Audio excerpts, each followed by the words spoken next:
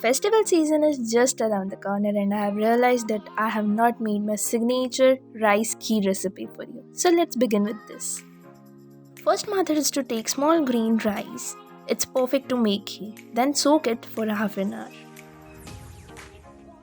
Now take 1 liter milk into any utensil and retain little like a few milk. I tell you soon why. Then stir this milk continuously to avoid overspilling, which will take anywhere in between 10 to 15 minutes.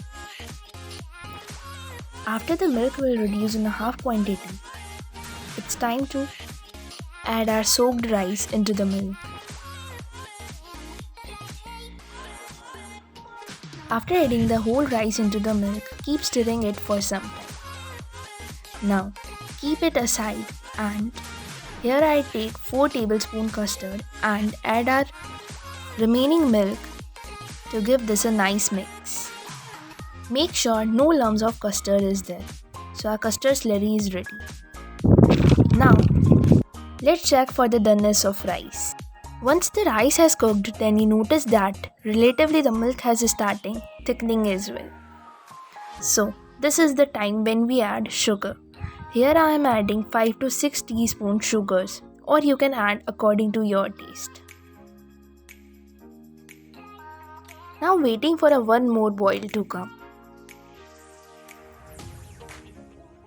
Now it's time to thicken the kheer. Add our custard slurry into this. Mix it once because it settled down at the bottom. Pour the slurry with gentle stirring, otherwise you get lumps of this. When the custard mix goes in, then the kheer get a nice yellow color. Now it's time to add dry fruits along with the cardamom powder. And friends, if you wish, then you can also add desiccated coconut into this kheer. So now our custard rice kheer is ready to serve. And friends, if you like this video, then give it a thumbs up. Do share it with your friends and family.